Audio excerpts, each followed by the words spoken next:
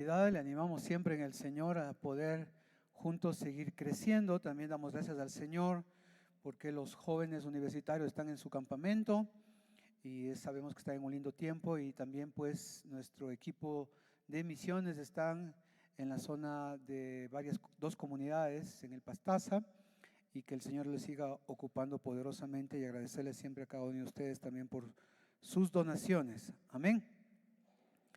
¿Cuántos Ezequías hay aquí? Algunos se llaman Ezequías. Bueno, gloria a Dios por ustedes. ¿Cuántos fortalecidos por Dios hay aquí? Hay algunos más, ¿no es cierto? El nombre Ezequías significa fortalecido por Jehová. Y es el tema que le he puesto en esta mañana, fortalecido por Jehová o fortalecido por Dios. Y creo yo que a través de la vida de este hombre podemos aprender cómo ser fortalecidos por Dios y vivir en esa fortaleza para poder obviamente ayudar a muchas personas. Vayamos al texto, está en Segunda de Crónicas, y por cierto, si usted quiere profundizar más, puede leer Segunda de Crónicas del 29 al 32, o el pasaje paralelo de Segunda de Reyes 18 al 20, y también Isaías del 36 al 39, que puede leer para tener todo el contexto de este mensaje. Pero vamos a detenernos más en Crónicas. Segundo de Crónicas 29:1 dice así: Ezequías tenía 25 años cuando comenzó a reinar. Reinó en Jerusalén 29 años, y su madre era Abías, hija de Zacarías. ¿Cuántos tienen aquí 25 años? ¿Alguien? No de corazón, sino de edad, ¿no? Que algunos ahí se levantan la mano y… Imagínense, a los 25 años el rey Ezequías, obviamente Dios le permitió comenzar a reinar. Y este era uno de los buenos reyes. Y el texto, la palabra del Señor nos enseña que tenía una madre que se llamaba Abías, hija de Zacarías. Creo que es necesario entender que una persona, un cristiano, se fortalece cuando se rodea de personas que le ayudan, que le fortalecen y no que le destruyen. Tal vez muchos de ustedes no han avanzado en su vida espiritual, no se han fortalecido en el Señor, porque sus amistades o sus relaciones o aún su propia familia, en vez de ayudarle, le ha estado destruyendo, desanimando. Pero fue interesante que Ezequías dice que esta madre, Abías, o el nombre abreviado es Abi, que significa el Padre es Jehová. Creemos que esta mujer o esta madre de Ezequías era una mujer piadosa y fiel a Dios. Pero también él tenía un abuelo llamado Zacarías, que el nombre significa Jehová recordó. Y es probable que este hombre le ayudaba a recordar a ese Dios, obviamente a su nieto Ezequías. Cuando un nieto o un hijo tiene un padre, una madre, o un abuelo, una abuela que está para ayudarle, hablarle del Señor y fortalecerle en Dios, animarle en el Señor, eso es clave para crecer en la vida espiritual. Pero Ezequías tenía un padre terrible. El nombre era Acaz, que significa agarrar. Yo digo, era un agarrado, ¿no? Y este padre era un padre terrible, un rey que antes de Ezequías reinaba en Judá. Y a tal punto fue tan malo, no solo por su idolatría, sino que dice los textos bíblicos que hizo o quemó, destruyó, sacrificó al dios Moloc en fuego a algunos de sus hijos. De hecho, Ezequías se salvó por ahí. Pero es interesante que a pesar que tuvo un terrible padre, un mal padre, tuvo una buena madre y de pronto abuelos. Tal vez usted ha crecido en medio de un entorno donde tiene una madre, un abuelo, una abuela, o al revés, un padre que es cristiano y los otros no. Y tal vez esas personas son las que influenciaron en usted y ayudado, fortalecido por Dios, porque a través de ellos usted conoció de Dios. Sigue adelante. Esa abuela, ese abuelo que tienen esa linda tarea de animar a los nietos a que sigan buscando del Señor, a venir a la iglesia.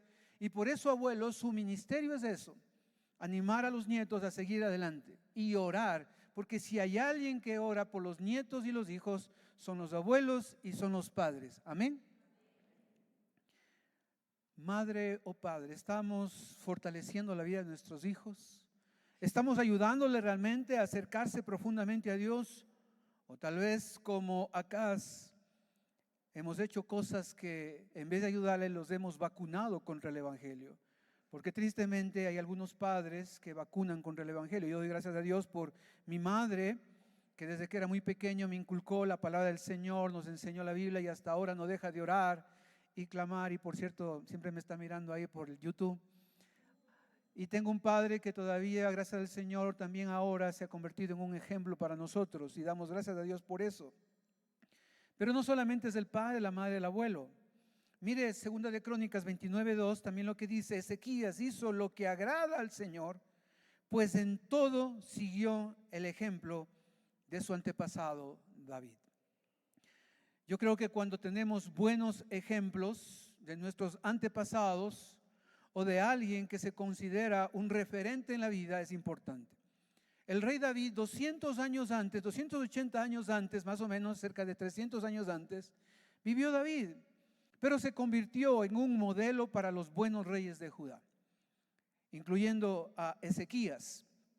Él decía que él hizo lo que agrada al Señor, pues siguió el ejemplo de ese hombre o ese rey llamado David, que David era un hombre conforme al corazón de Dios, porque buscaba de Dios, que no era perfecto, porque no hay abuelo, ni padre, ni hijo perfecto, pero que le enseñó a buscar profundamente a Dios. Ese era David.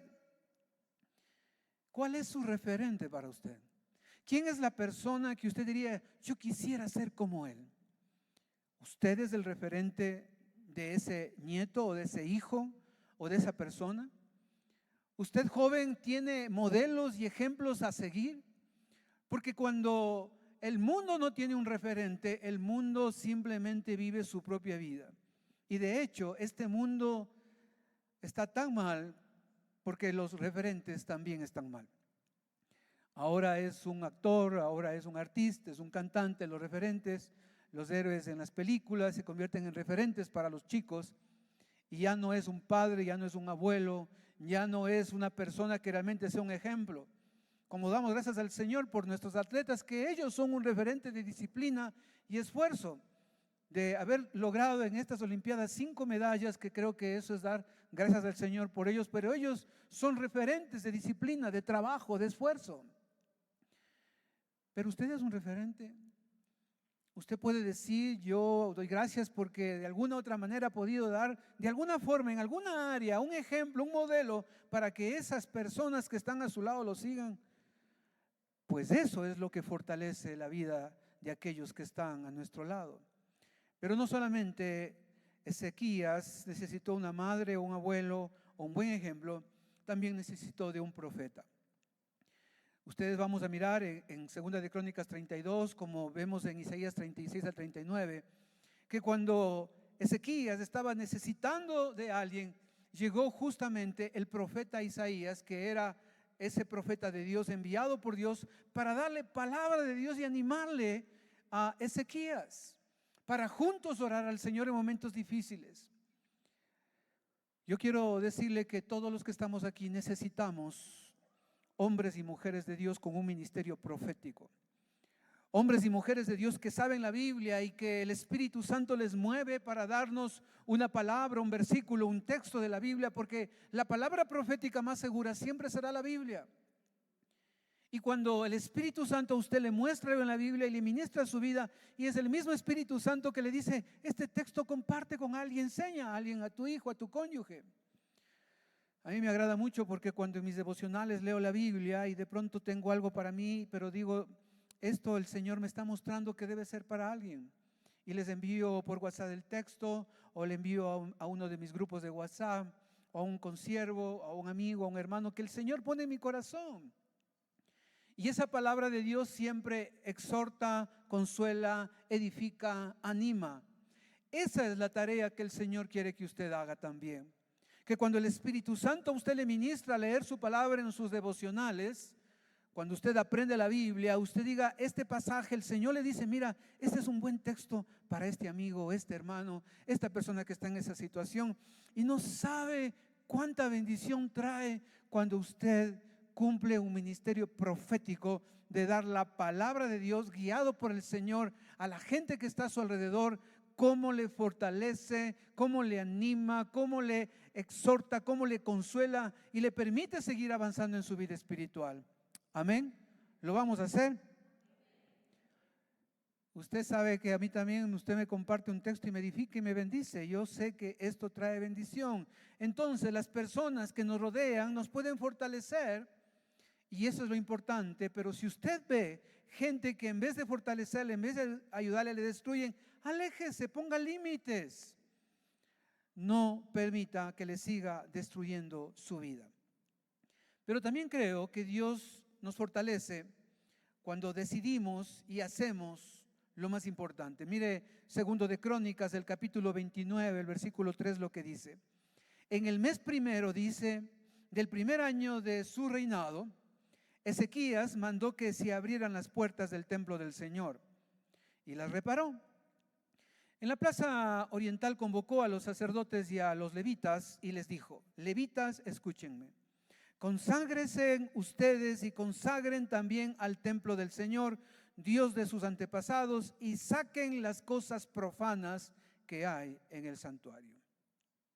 En este texto y en este capítulo, en los demás capítulos, hay tres cosas claves para vivir una vida realmente fortalecida por el Señor. Si usted quiere estar fuerte en el Señor, si usted quiere fortalecerse cada día en el Señor, necesitamos hacer tres cosas. La primera es consagrarse, la segunda es limpiarse y la tercera es restaurar. Consagrar, limpiar y restaurar. Dígale al que está a su lado: consagrar, limpiar y restaurar. ¿Por qué era importante esto? Porque obviamente en la época de Ezequías, su padre había destruido ese templo, había contaminado con ídolos paganos. De hecho, ya estaban cerradas las puertas. El templo de Jerusalén, que normalmente se usaba para ir a adorar, a dar gracias, a hacer las ofrendas y todo lo demás, ya no se ocupaba. Los sacerdotes, los levitas habían huido, algunos les querían haber matado, otros obviamente vivían ya su propio mundo. Pero Ezequías hace algo, guiado por el Señor, guiado por Dios, decide y les dice: es hora de abrir las puertas del templo y repararlas. Es hora, ¿no es cierto?, de hacer la tarea. Conságrense en ustedes. Cuando un cristiano está consagrado a Dios, vive fortalecido con Dios. Pero aquí la palabra consagrar, este verbo significa llenar, estar lleno, estar completo. Un hombre y una mujer consagrado a Dios es aquel que está lleno de Dios, que está completo en Dios, que está fortalecido en Dios. Consagrar no solamente es alguien apartado para algo, sino es que es alguien que está lleno, en este caso de Dios, del Espíritu Santo, para cumplir la tarea, para ser fortalecido y hacer la obra que el Señor nos ha llamado. ¿Cuántos consagrados del Señor están aquí? No están todos convencidos, pero al final de este culto el Señor quiere llenar sus vidas con su presencia poderosa y que usted cada día pueda consagrarse al Señor, que es la tarea que el Señor quiere que hagamos. Pero antes de consagrarlo, o mejor dicho, al decidir consagrarse, primero hay que limpiarse. Cuando Él dice conságrense, les dicen a los sacerdotes, y consagran nuevamente el templo, pero hay que limpiar. Límpiense, santifíquense y ahora sí pueden hacer la tarea. Limpien el templo. La historia bíblica, no tenemos mucho tiempo ahora para detenernos en eso, dice que les llevó más o menos 8 días a los sacerdotes y levitas, no solo limpiarse ellos, sino también limpiar el templo. Imagínense, ahí habían ídolos paganos, coger tanto dios pagano, destruirlo, quemarlo, limpiar todo el polvo, toda la suciedad, todo lo que estaba destruido. Tenían que limpiarlo. Y lo hicieron, claro que sí. Pero le pregunto, ¿cómo usted limpia su templo, que es su cuerpo, templo del Espíritu Santo? ¿Ha estado cerrado a Dios? Pues hoy es el día para abrirse al Señor y decir: Señor, necesito que nuevamente entres a mi vida, limpies mi vida, yo quiero consagrarme nuevamente a ti. Y la única manera de limpiar nuestro interior es con la sangre de Jesús. Para limpiarle de su pecado y mi pecado, usted y yo necesitamos confesar nuestro pecado, renunciar a ese pecado, pedir perdón por el pecado, porque dice primera de Juan, si confieso mi pecado, Él es fiel y justo para perdonarme y limpiarme de toda maldad. El que limpia es su sangre. Usted puede hacer cualquier acto religioso o cualquier rito religioso, pero yo quiero decirle que eso no le limpia. Lo único que le limpia es la confesión genuina, pidiéndole a Él que le limpie, y le va a limpiar del orgullo, de la mentira, del odio, del resentimiento, de la fornicación, de cualquier cosa que está ahí dentro de usted que le está impidiendo consagrarse al Señor, porque usted quiere consagrarse, pero nuevamente sigue en ese pecado, y no deja el pecado y aún más disfruta de ese pecado. Y obviamente no se puede consagrar si no se limpia. Por eso bien dice la palabra del Señor en 2 de Corintios, mire el capítulo 7, el versículo 1, lo que dice: como tenemos estas promesas, queridos hermanos, purifiquémonos de todo lo que contamina el cuerpo y el espíritu, para completar en el temor de Dios la obra de nuestra santificación. Para ser consagrados necesitamos limpiarnos, purificarnos de toda la contaminación del cuerpo, del alma y del espíritu. Le pregunto, ¿estamos realmente limpios en el Señor? Y yo quiero decirle que todos necesitamos esto, porque sí, a veces fallamos, usted y yo pecamos, tenemos que ir delante de Dios: Señor, perdóname, Señor, límpiame, y consagro esa área. Tal vez si usted está luchando con algún pecado de sus ojos, tiene que decir: Señor, perdóname lo que estoy mirando, pero que sea la sangre de Cristo limpiándome, y consagrar sus ojos al Señor, o su boca, o sus oídos, o lo que usted ocupa para el pecado. Es necesario pedir que le limpie y luego consagrarlo. Como dice Efesios 5:18, mire lo que dice: no se emborrachen con vino, porque eso les arruinará la vida. En cambio, sean llenos del Espíritu Santo. Cuando estamos llenos del Espíritu Santo, estamos llenos con el poder de su fuerza. Eres fortalecido por Dios para poder cumplir su propósito, es ser un instrumento santificado del Señor. Amén. Iglesia amada, no podemos ser fuertes en Dios si no estamos consagrados y no nos estamos limpiando cada día con la sangre de Jesucristo. Por eso, mire 2 Timoteo 2:20 lo que dice: en una casa de ricos, algunos utensilios son de oro y plata, y otros son de madera y barro. Los utensilios costosos se usan en ocasiones especiales, mientras que los baratos son para el uso diario. Si te mantienes puro, serás un utensilio especial para uso honorable. Tu vida será limpia y estarás listo para que el Maestro te use en toda buena obra. Si nos mantenemos puros, si pecamos, usted renuncia, confiesa, se arrepiente, pide perdón, la sangre de Cristo le limpia, otra vez está puro, está limpio. ¿Para qué? Para usarlo como un instrumento especial en un uso honorable. ¿Su vida se está ocupando en un uso honorable? Porque cuando Dios le limpia, usted ya es especial, está listo. Y de hecho dice en otra versión: estás dispuesto para toda buena obra. Las personas que sirven en la iglesia y fuera de la iglesia son las personas que están consagradas y limpias del Señor. Porque en su vida limpia y consagrada al Señor hay un querer por dejarse ocupar por el Señor, por dejarse utilizar de la manera correcta y buena para ayudar a otros, para bendecir a otros, para de alguna manera el uso honorable que el Señor quiere darle a usted para ayudar a otros a que sean fortalecidos en Dios. Pero si usted no sirve, y ese es un problema. Todo cristiano que estamos consagrados al Señor, que estamos limpiados de todo lo malo, que estamos comprometidos con el Señor, en el corazón va a estar ese deseo de servir de acuerdo a sus dones, sus habilidades, sus talentos, sus recursos, lo que el Señor le haya dado, para ponerles al servicio del Señor y obviamente del prójimo, del necesitado. Iglesia, Si no es así es porque falta cumplir lo que dice el verso 22 de este pasaje de 2 de Timoteo 2. Dice, huye de todo lo que estimula las pasiones juveniles. En cambio, debemos seguir la vida recta, la fidelidad, el amor y la paz. Disfruta del compañerismo de los que invocan al Señor con un corazón puro. Te repito, no te metas en discusiones necias y sin sentido que solo inician pleitos.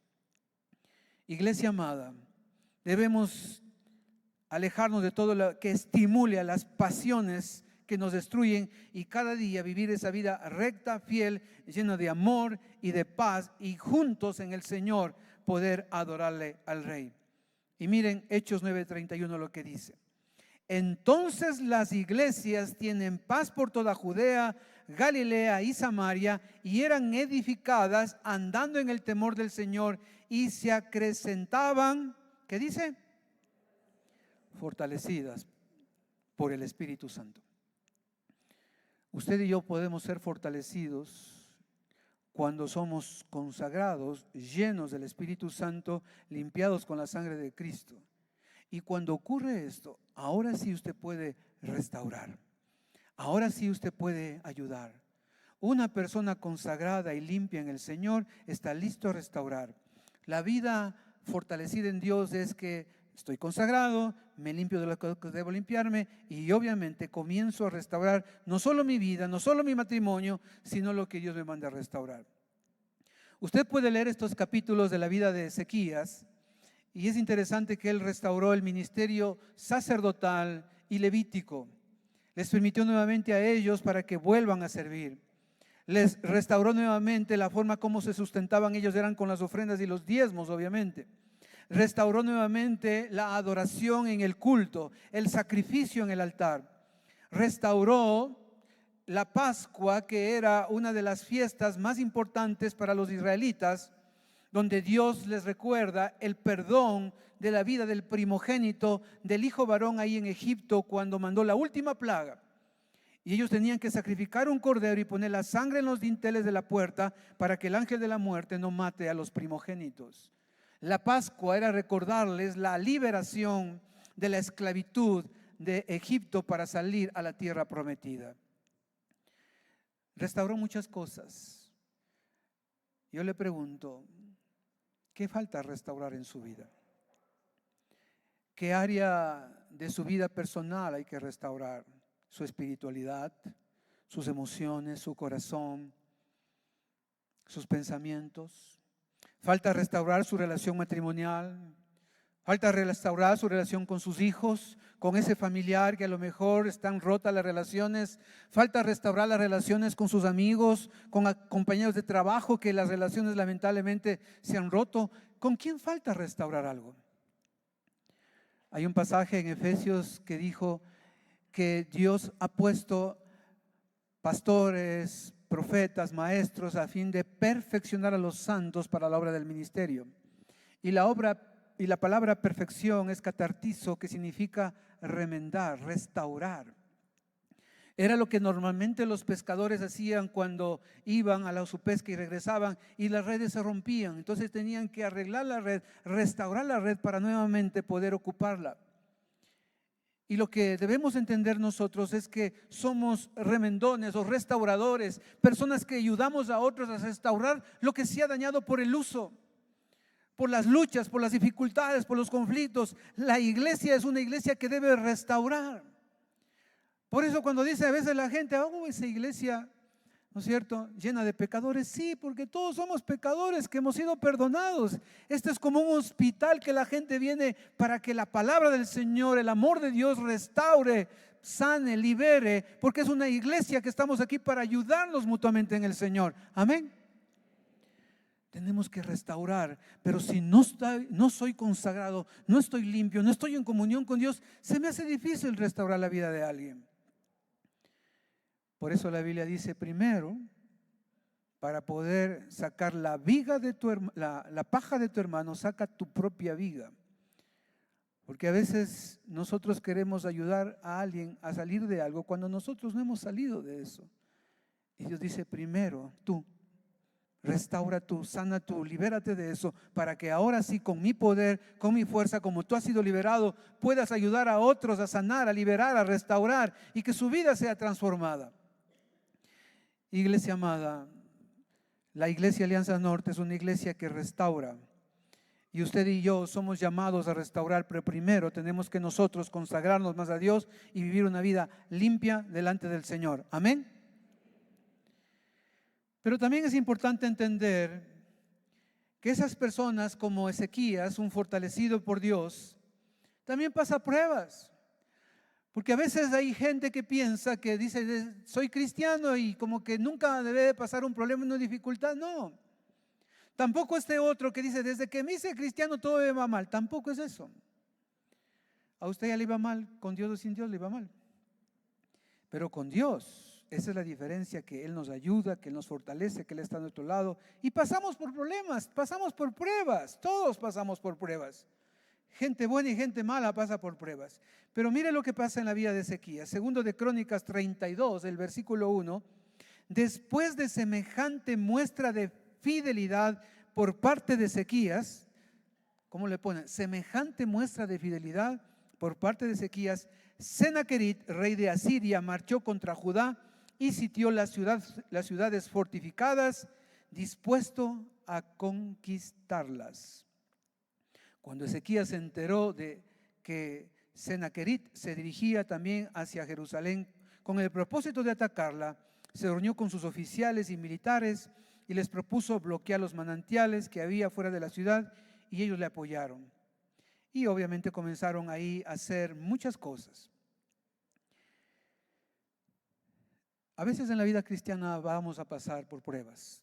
No siempre estamos en prueba, pero a veces pasamos por pruebas. Y las pruebas para los cristianos son necesarias. Es la manera de levantarnos, es la manera de avanzar en nuestra vida espiritual, es la manera de cumplir propósitos. Pero en este pasaje en particular, yo quiero decirle que Ezequías, aun cuando era un buen rey, hizo muchas cosas correctas. Él comenzó a afanarse tanto en su fuerza. Y si usted mire lo que dice el versículo 5, dice, armándose de valor, Ezequías reconstruyó toda la muralla que había sido derribada. Levantó las torres sobre ella, construyó un muro exterior, fortificó los terraplenes de la ciudad, mandó a fabricar muchas armas y escudos.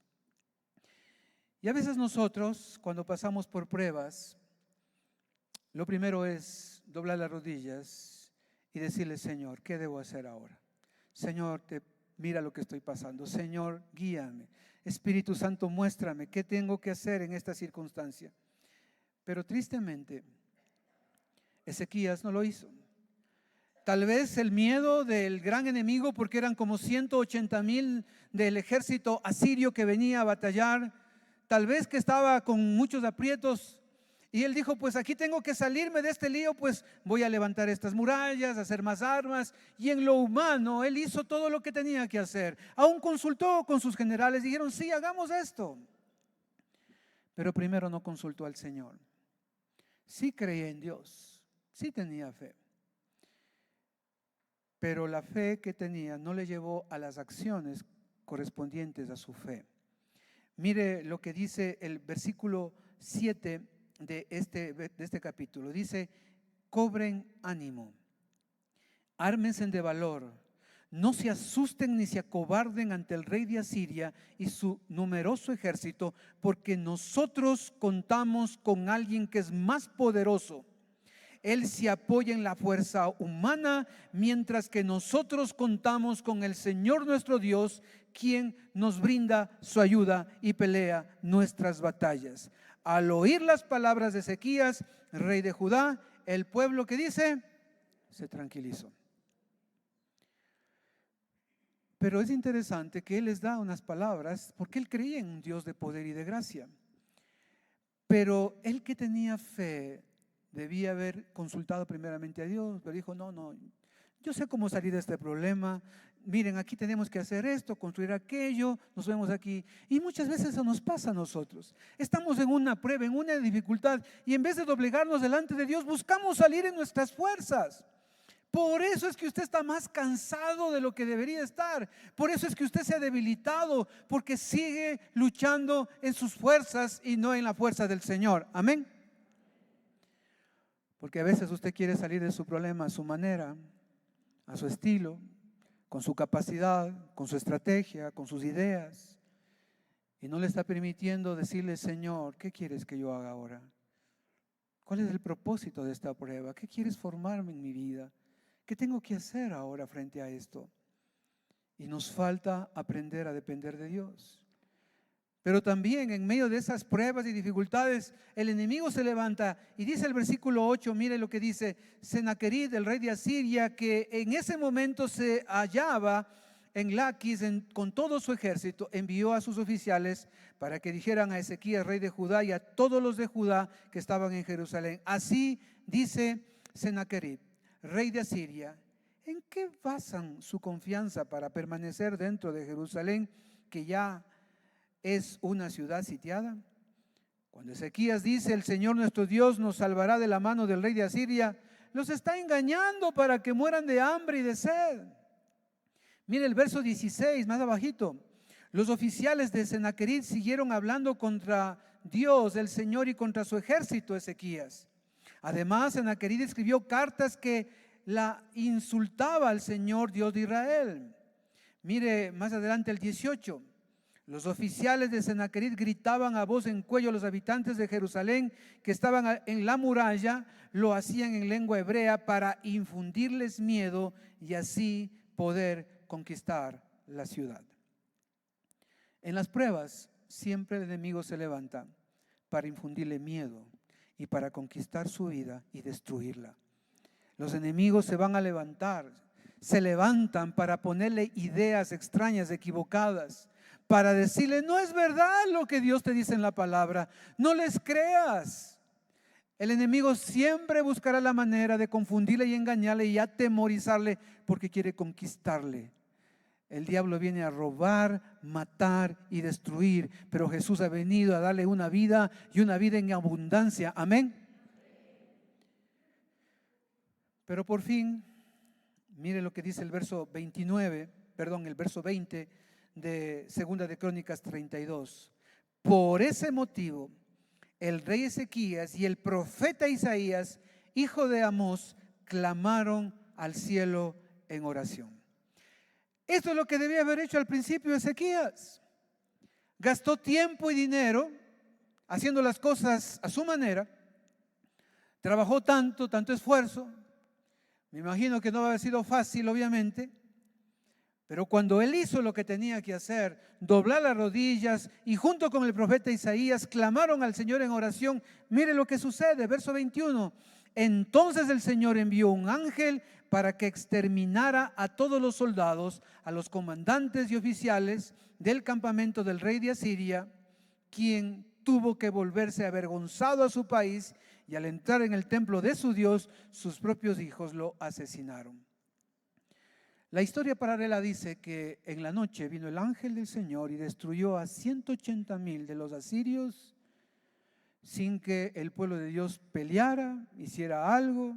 Todo lo que había construido las armas no los necesitó, todos los muros que hizo no los necesitó, porque cuando Dios interviene con su mano poderosa, nos da la libertad, la salvación, la sanación que el Señor quiere hacer. Amén. Iglesia amada, no se siga debilitando, luchando en sus fuerzas. No siga corriendo de un lado para otro, queriendo salir de su problema a su manera. Porque dicen, hay gente que dice: es que yo sigo a Cristo a mi manera, dicen, ¿no? Y yo quiero decirle: no hay forma de seguir a Cristo a su manera. Hay una sola manera, y es conforme a la palabra del Señor. Porque hay gente que dice que yo sigo a Cristo a mi manera, es que yo creo que así se... No es así. Como la Biblia dice, hay que seguirle al Señor. Y la Biblia nos enseña a confiar y a entregar nuestra vida al Señor, que eso es obviamente lo importante. Pero algo más pasó en la vida de Ezequías. Mire el versículo 24 de este capítulo. Dice: por aquellos días Ezequías se enfermó gravemente, dice, y estuvo a punto de morir. Entonces oró al Señor, quien respondió y le dio una señal extraordinaria. Yo quiero decirle que el Señor, cuando usted está enfermo, puede orar y el Señor le puede sanar, claro que sí. Él le pidió y Dios le extendió, no solo le sanó, sino le extendió 15 años más de vida a Ezequías. Y la señal extraordinaria hizo algo tremendo en los cielos. Y bueno, ese no es el tema. Pero mire el verso 25, lo triste. Pero Ezequías no correspondió al favor recibido, sino que se llenó de orgullo. Eso hizo que la ira del Señor se encendiera contra él y también contra Judá y Jerusalén. Para algunos, los milagros y los éxitos son peligrosos, porque en vez de fortalecerse más en la sanación, en el milagro, en el trabajo, en la provisión, en la restauración, y hay gente que dice, bueno, ya Dios me ayudó, y ya no vienen a la iglesia después del milagro, ya Dios les da el trabajo y dices, pastor, es que estoy ocupado en el trabajo, pero si Dios es el que te dio el trabajo. Luego le dan la espada al Señor, se olvidan de Dios y dejan de orar como comenzaban a orar, dejan de buscar la intimidad, se olvidan del favor del Señor. Yo recuerdo años atrás, en otra congregación que pastoreamos, vino una señora con una grave enfermedad en sus pulmones, estaba muy grave, la cosa era terrible, le iban a operar y nos llamó para orar a los pastores, le ungimos, oramos por ella y luego nos llama a ella a decirnos que Dios la sanó y ya no tuvo que operarse, Dios la sanó completamente de los pulmones. Pero pasaron unas semanas más y yo justo pasando por un lugar, yo le veo a la señora así, ¿no? Con el tabaco así. Y yo sí que me causó como entre chiste y sorpresa, pero luego me vino una indignación. Porque digo, ¿cómo esta señora que recibe el milagro de la sanidad en sus pulmones, producto obviamente del vicio al tabaco, ahora ella sigue fumando, destruyendo su propio cuerpo de lo que Dios dio? Este pasaje no correspondió al favor recibido por Dios. Dios le fortalece, Dios le sana, Dios le da el trabajo, Dios le da la provisión. Pero estamos correspondiendo al favor que Dios nos ha hecho, amándole, obedeciéndole y por lo menos permaneciéndonos fiel al Señor, fortalecidos en Dios. O caemos en orgullo como cayó Ezequías. Dijo, bueno, ya Dios me ayudó. Bajó la guardia, él hizo esas cosas a su manera, comenzó a hacer cosas que no debía y hubo consecuencias, obviamente. Iglesia amada, hay que aprender a lidiar con el éxito en la vida, con los milagros, con la sanidad. Porque si no aprendemos eso, vamos a caer nuevamente. Mire el verso 26. Gracias al Señor, luego Ezequías, junto con los habitantes de Jerusalén, se arrepintió de su orgullo y mientras él vivió, el Señor no derramó su ira contra ellos. Dios tuvo misericordia, porque si usted falla, pide perdón, Dios le perdona, claro que sí. Verso 27, Ezequías llegó a tener muchas riquezas y a gozar de gran prestigio, acumuló grandes cantidades de plata, oro, piedras preciosas, perfumes, escudos y toda clase de objetos de valor. Mira el verso 30. En fin, Ezequías tuvo éxito en todas las obras que emprendió.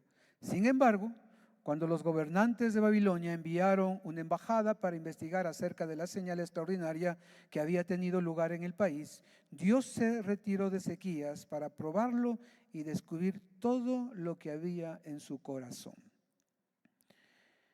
Iglesia amada, hay que aprender a lidiar con el éxito, con el milagro, con la bendición. Porque cuando las cosas van mal, usted se doblega al final delante de Dios y vive doblegado hasta que Dios haga algo. Pero cuando Dios ya hace el milagro, la restauración, la sanidad, nos mantenemos en esa misma búsqueda. Se le seguimos dando la gloria al Señor.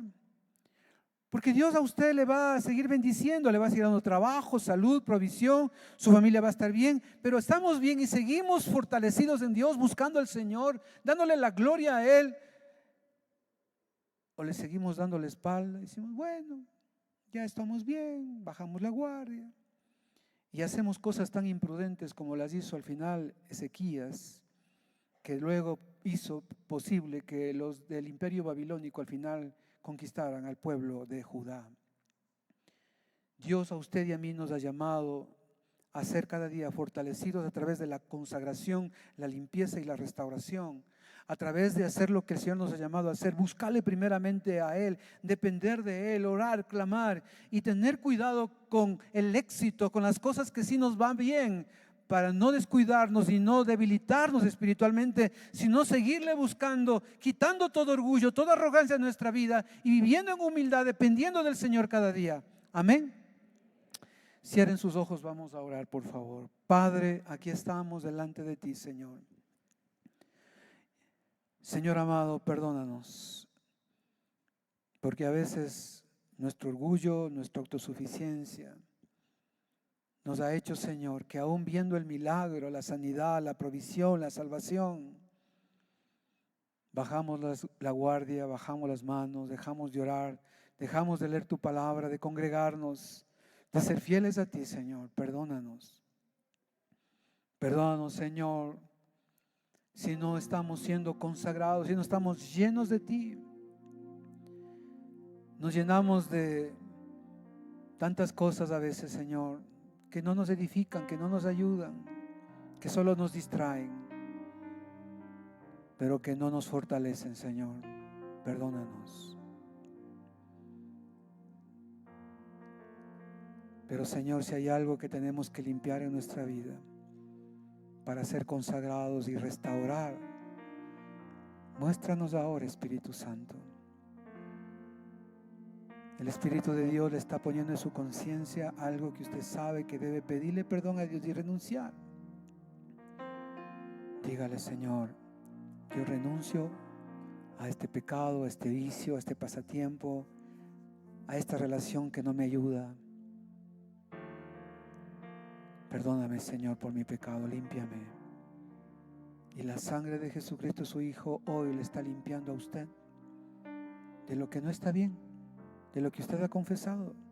Él está limpiando, y dígale: gracias por tu limpieza, Señor. Ahora quiero consagrar esa área de mi vida, mis manos, mis ojos, mi boca, mi cuerpo, mi alma, mis emociones, mis sentimientos, mi espíritu, Señor, lo consagro a ti. Lo consagro a ti, conságrese. Y dígale: Señor, ayúdame, restaura mi vida para poder restaurar la vida de otros, Señor. Y mientras oramos aquí, amigo, amiga, si usted quiere ser fortalecido por Dios, necesita a ese Dios en su corazón. Y la única manera es invitándole a Cristo que entre a su vida. Ahí donde usted se encuentra, dígale con fe: Señor Jesús, perdona mi pecado. Yo creo en ti, Señor, que has muerto y resucitado. Ven a mi vida ahora. Yo me arrepiento de mi vieja vida. Te necesito, Jesús. Y si usted ha hecho esta oración con fe, yo le invito a que levante su mano. Me gustaría orar por usted. Si usted ha orado entregándole su vida a Jesús, levante su mano, déjenos orar. Queremos bendecirle, queremos ayudarle. Que el Señor le bendiga. Si hay alguien más, tenga levantada su mano un ratito nada más. Queremos orar por usted. Si hay alguien más, Padre, yo bendigo, Señor, en el nombre de Jesús, a esta señora, Padre, y a cada persona que está aquí en este lugar. Que tú la toques, que tú la fortalezcas, que tú la llenes con tu presencia, Señor. Abrázala, Jesús. Muéstrale cuánto tú la amas, Señor. Gracias, Jesús, por cada persona. Abrázalo, Señor. Derrama de tu gracia y de tu paz. Y llénanos con tu presencia, Señor. Pero te ruego por la iglesia, Señor. Puede bajar su mano. Yo le invito a usted que ponga su mano en su corazón y le diga: Espíritu Santo, llena mi vida. Llena mi corazón con tu amor. Lléname con tu fuerza. Yo quiero hacer las cosas guiado por ti, Señor. Quiero moverme en ti. Y gracias por todo lo que me has dado. Por la sanidad, por el trabajo, por la salud, por la restauración. Señor, yo te voy a dar gracias siempre. Y toda la gloria siempre es para ti. Espíritu de Dios, en esta mañana te ruego que venga y llenes nuestras vidas. Porque cuando tú llenas y completas nuestra vida de ti, Señor, podemos vivir una vida consagrada, santificada, y podemos restaurar no solo nuestra vida, sino la vida de otros. Podemos ayudar a esa gente que necesita de ti. Y cuando vivamos en el éxito de Dios, que no caigamos en orgullo, que no abandonemos la espiritualidad que ya logramos, que no abandonemos la intimidad que hemos tenido, sino que sigamos perseverando en ti, Señor. Padre, gracias te damos por tu iglesia amada, Señor. Iglesia, yo le invito a que todos se pongan de pie, todos pongámonos de pie, por favor. Y vamos a adorarle al Señor con esta alabanza y darle gracias al Señor por lo que Él es y por lo que Él hace.